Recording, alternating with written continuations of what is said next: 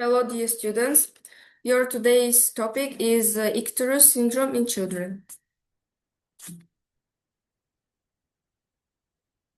Your plan of lecture is definition of jaundice, bilirubin metabolism, mechanism of jaundice, physiologic or pathologic jaundice, breastfeeding and breast milk jaundice, and also management of neonatal jaundice, cholestatic neonatal hepatitis with biliary atresia, management of cholestasis, and hepatitis A and B, virus infection, and vaccinations.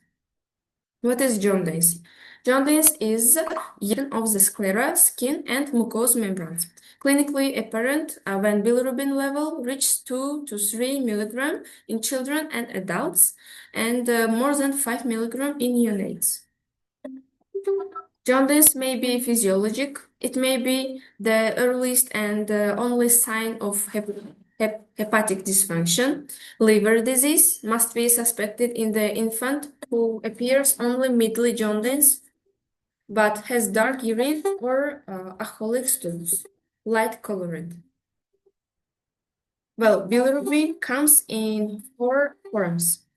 Unconjugated bilirubin, tightly bound to albumin, free or unbound bilirubin, the form responsible for kernicterus because it can cross cell membranes. Conjugated bilirubin, the only fraction to appear in urine. Delta fraction, and bilirubin covalently bound to albumin. So, two types of bilirubin you should know: direct bilirubin and indirect bilirubin. Direct conjugated bilirubin, indirect is unconjugated bilirubin. Bilirubin is a bile pigment produced by the breakdown of heme and reduction of biliverdin. Unconjugated bilirubin is insoluble in plasma unless bound to protein, mainly albumin. Normally, 95% of the circulating bilirubin is unconjugated. Bilirubin-albumin complex is dissociated by receptors of hepatocytes. Albumin remains in the plasma.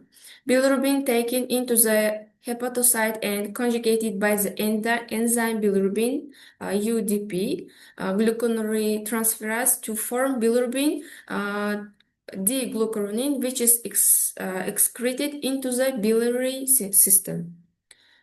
So, bilirubin in the gut, in the colon, bilirubin are degraded by bacteria and converted into a mixture of compounds known as urobilinogen and stercobilinogen, which are water soluble. So most of the urobilinogen is excreted in the feces, where it is oxidized to urobilin. Some is reabsorbed into the liver, where it is re-excreted.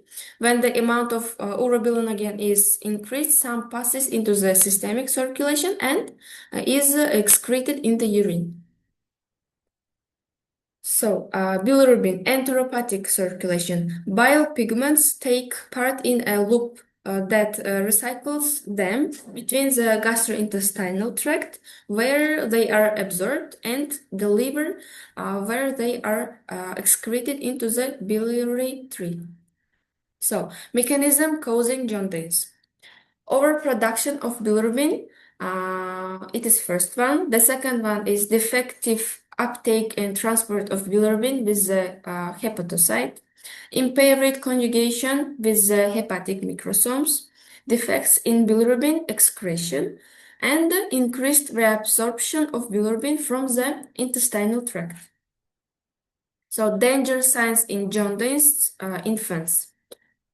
Family history of hemolytic disease. This vomiting, lethargy, poor feeding, fever, high-pitched cry, dark urine, and light stools. Physiologic jaundice. Transient unconjugated hyperbilirubinemia that occurs in almost all newborns during the first week of life. So results mainly from a persistent increase in bilirubin low to the liver and a decreased ability of the liver to clear the bilirubin from plasma as a result of defective uptake and conjugation. So breastfeeding, also you should know about breastfeeding jaundice because it is very important. So early onset occurs early in the first week of life due to a lack of milk intake. Relative starvation leads to elevated bilirubin levels. The mechanism of starvation jaundice is uncertain. So increased enterohepatic circulation of bilirubin is a likely contributing factor. So last one is 8 to 10 feedings is encouraged. Breast milk jaundice, 2 to 3 of all breastfed infants, clinical jaundice in the third week of life, late jaundice that may persist into the 8th week of life, factors in the breast milk of the majority of mothers, glucuronidase, that is believed to enhance enteric absorption of unconjugated bilirubin. Peak serum bilirubin concentrations may hit 20 to 25 milligrams. So breast milk jaundice, if breast feeding is discontinued, the serum bilirubin falls rapidly, reaching normal levels within a few days. So with resumption of breastfeeding, bilirubin levels seldom return to previously high levels and phototherapy. So, and management of neonatal jaundice is phototherapy, exchange transfusion, blood transfusion, alteration of breastfeeding, interruption of enterohepatic circulation, enzyme induction, and enzyme inhibition. So phototherapy is decrease the need for exchange transfusion applied continuously, eyes covered to prevent corneal damage.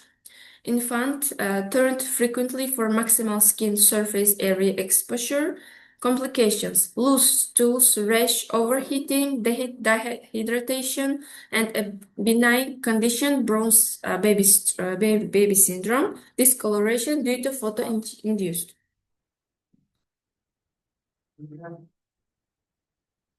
So enzyme inhibition, an alternative approach in the treatment of neonatal hyperbilirubinemia by blocking heme oxygenase. Protoporphyrin has been used successfully in the experimental management of jaundice, which is at least as effective as phototherapy. Also, prophylactic use of these HO inhibitors is a promising new treatment for severe neonatal jaundice. It is the end of your video lecture. So thank you for your attention.